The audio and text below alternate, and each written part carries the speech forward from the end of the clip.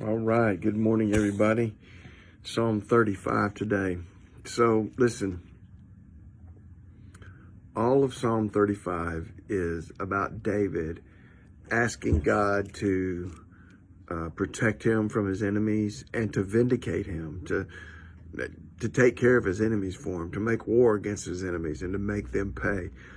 So, David must have been in a really difficult time emotionally, and even just in real life when he wrote this. And we know that David spent decades with Saul and Saul's men chasing him through the mountains and trying to kill him. And we know there were times when they got close.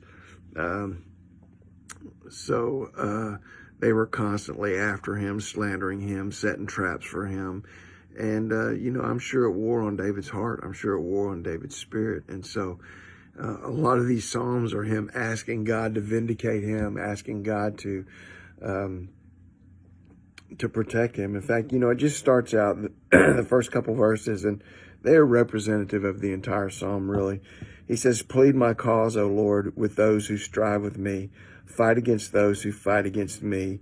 Take hold of the shield and buckler and stand up for my help, and also draw out the spear and stop those who pursue me."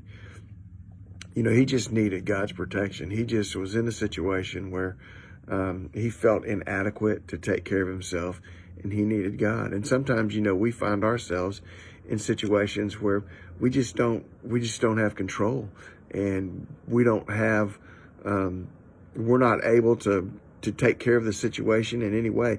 We don't have control of it. We're not able to stop it. We're not able to do anything. And we just need to ask the Lord to intervene.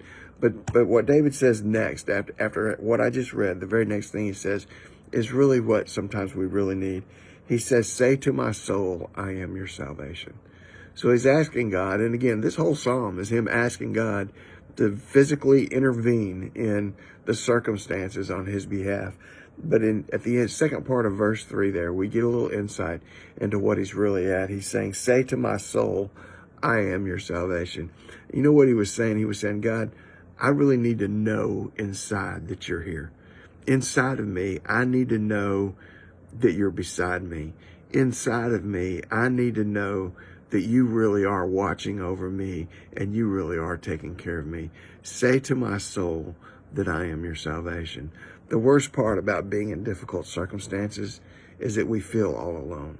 And I mean spiritually, we feel all alone. We feel like we're just there by ourselves. And you know what? If you feel that today, you just need to cry out, say to God, "Say to my soul, I am your salvation." God, let me know that you're here. Just let me know somehow, some way inside that you're here, that I'm yours, and that you're taking care of me.